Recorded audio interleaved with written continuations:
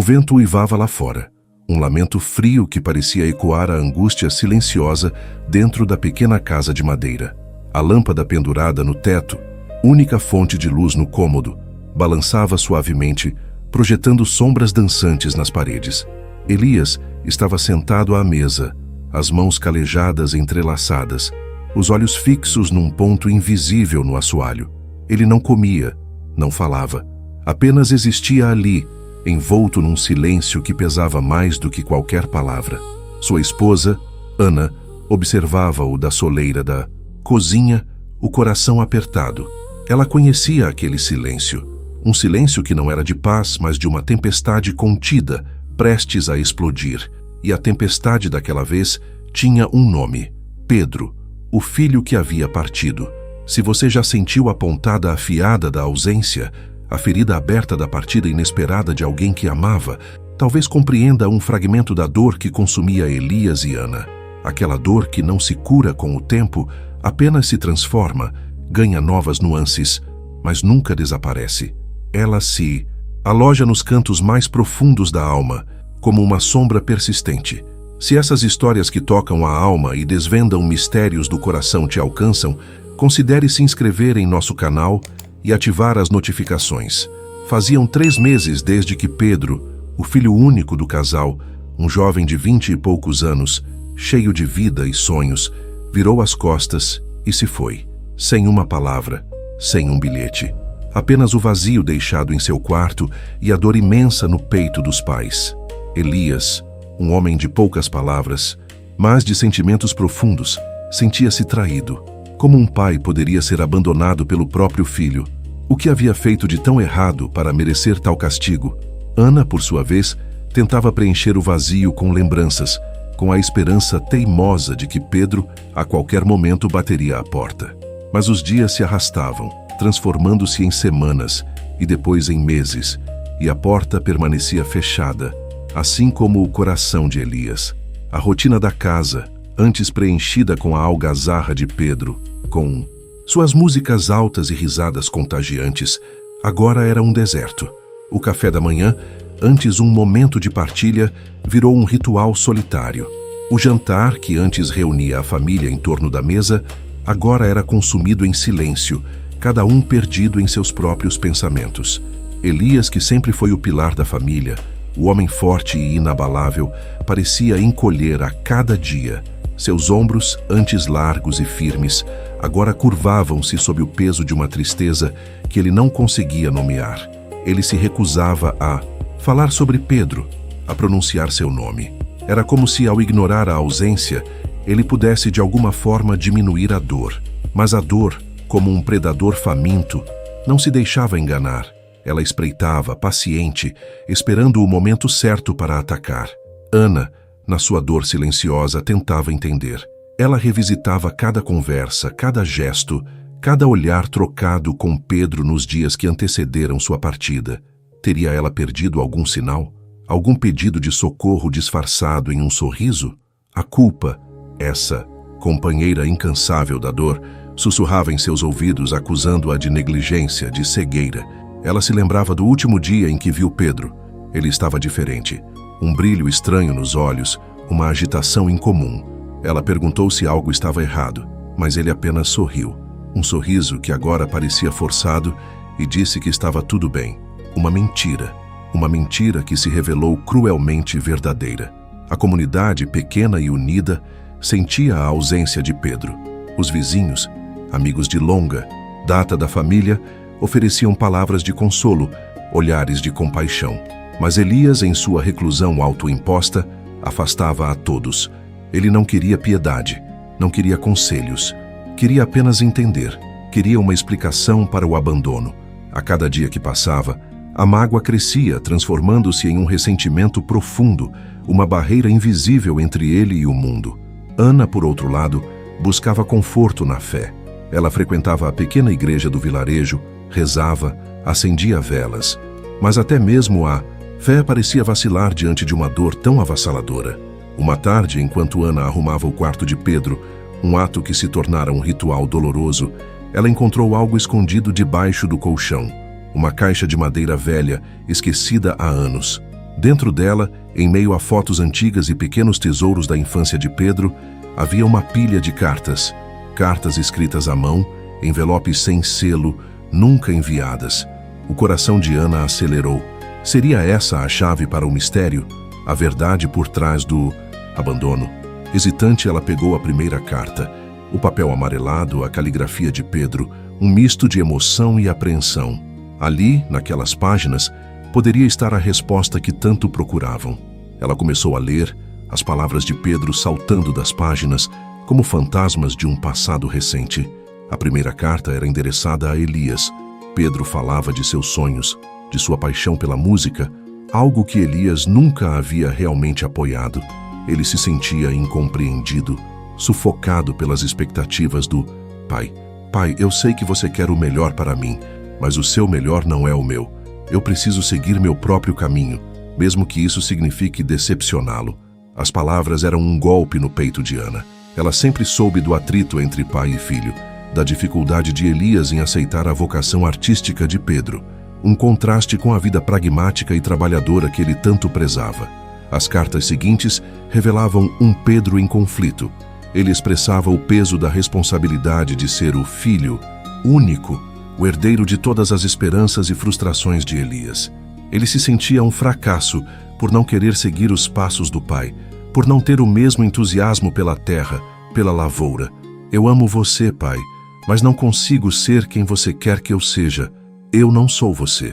Havia uma dor palpável em cada linha, uma súplica silenciosa por compreensão, por aceitação. Ana chorava enquanto lia, as lágrimas molhando o papel. Ela via um Pedro que ela conhecia, mas também um Pedro que ela não havia compreendido totalmente. Um Pedro que carregava um fardo invisível, um fardo que ela, em sua cegueira materna, não havia percebido. A última carta, a mais recente, datava de poucos dias antes de sua partida. Nela, Pedro revelava sua decisão de ir embora. Não para abandonar, mas para se encontrar. Ele falava de uma oportunidade na cidade grande, um pequeno conservatório que oferecia bolsas para jovens talentos. Eu preciso tentar, mãe. Preciso saber se sou capaz. Se eu ficar, vou definhar. E não. Quero que vocês me vejam definhar. Ele pedia perdão pela dor que causaria, pela forma como estava partindo, mas dizia que não conseguia enfrentar Elias, não conseguia vê-lo desapontado mais uma vez. Ele precisava daquele rompimento brusco, daquela ruptura total, para ter a coragem de seguir seu próprio caminho. Ana dobrou as cartas, o coração apertado, mas também com um fio de esperança.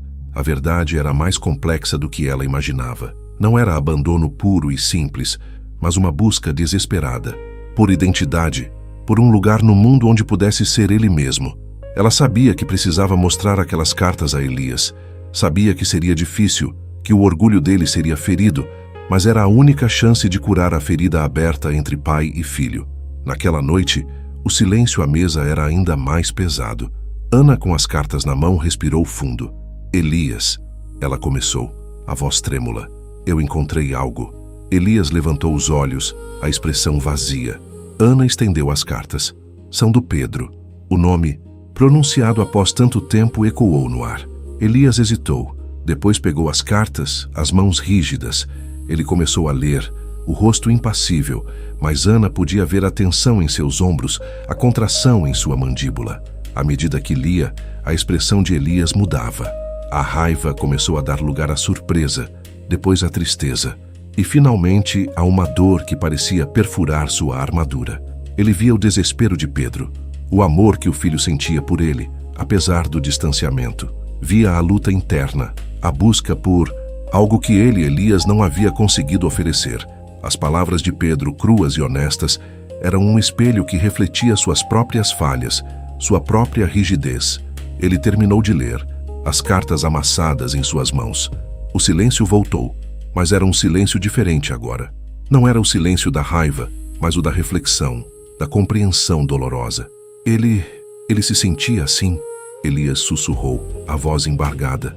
Ana se aproximou, colocando a mão em seu ombro. Ele te amava, Elias, mas precisava ser ele mesmo. Elias fechou os olhos, uma lágrima solitária escorrendo pelo rosto marcado. Pela primeira vez em meses, ele chorou. Não um choro de raiva, mas de dor, de arrependimento, de um amor que ele não soubera expressar. Naquele momento, a barreira que ele havia construído em seu coração começou a desmoronar. Ele percebeu que o abandono não era um ato de desprezo, mas um grito de liberdade. Não era que Pedro não o amasse, mas que ele precisava encontrar seu próprio caminho. E ao virar as costas, Pedro não estava rejeitando o pai, mas buscando a si mesmo. A verdade era um misto de dor e alívio. A dor de ter magoado o filho, de não ter compreendido seus anseios. O alívio de saber que Pedro não o odiava, que a partida não era uma condenação, mas uma busca. Nos dias seguintes, Elias mudou. A rigidez deu lugar a uma melancolia mais suave. Ele começou a falar sobre Pedro, a se lembrar dos momentos bons, das risadas, dos sonhos do filho. Ele e Ana começaram a reconstruir a ponte, que havia desabado. Eles não sabiam onde Pedro estava, mas sabiam que ele estava vivo, buscando sua felicidade. E essa certeza, por si só, era um bálsamo para a alma. Ana, com a ajuda de um vizinho que tinha contatos na cidade, começou a investigar. Ela descobriu o conservatório que Pedro havia mencionado nas cartas. Fez algumas ligações, enviou e-mails.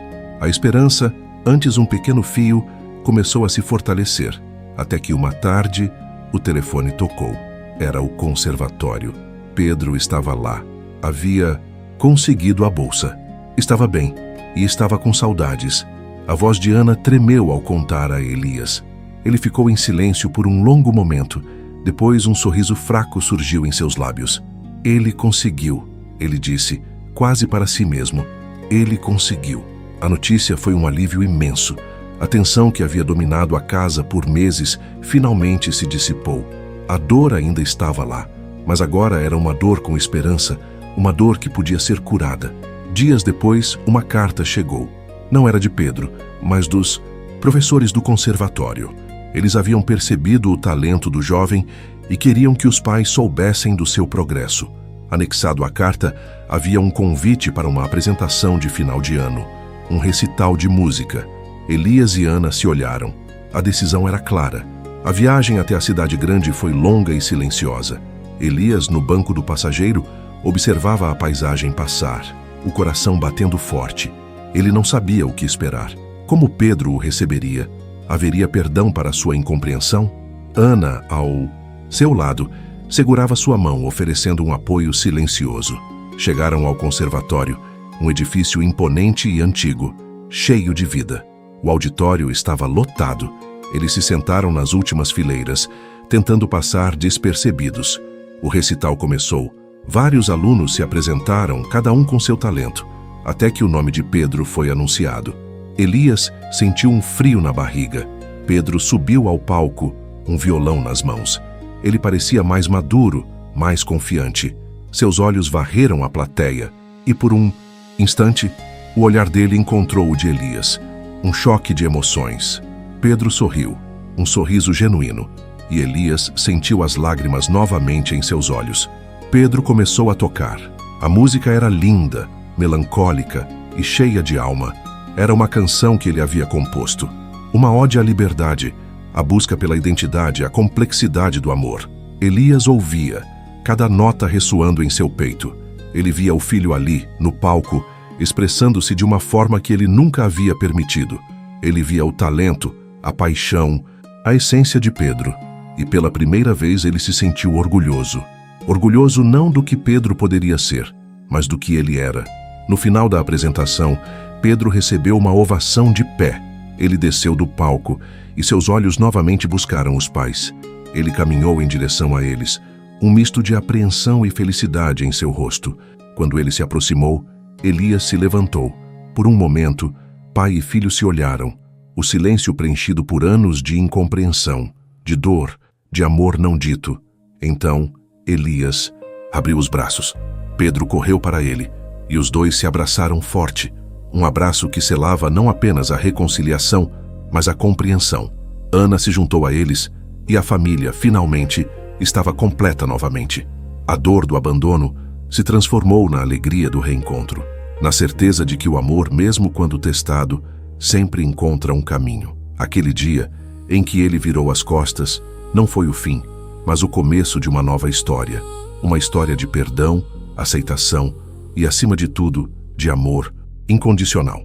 A vida é cheia de mistérios, de partidas e chegadas, de dores que parecem insolúveis, mas como a história de Elias, Ana e Pedro nos mostra, por trás de cada abandono pode haver uma busca, um grito silencioso por liberdade, um amor que se manifesta de formas que não compreendemos de imediato. A verdade nem sempre é o que parece.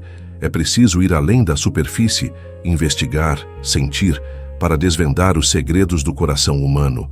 E é nesse desvendar que encontramos a verdadeira força para suportar, para perdoar, para amar. Se você se sentiu tocado por essa jornada, se a complexidade das relações humanas te intriga e te faz refletir, deixe seu like, compartilhe essa história com quem precisa ouvir e comente o que você sentiu. Sua interação nos ajuda a continuar desvendando esses mistérios da alma.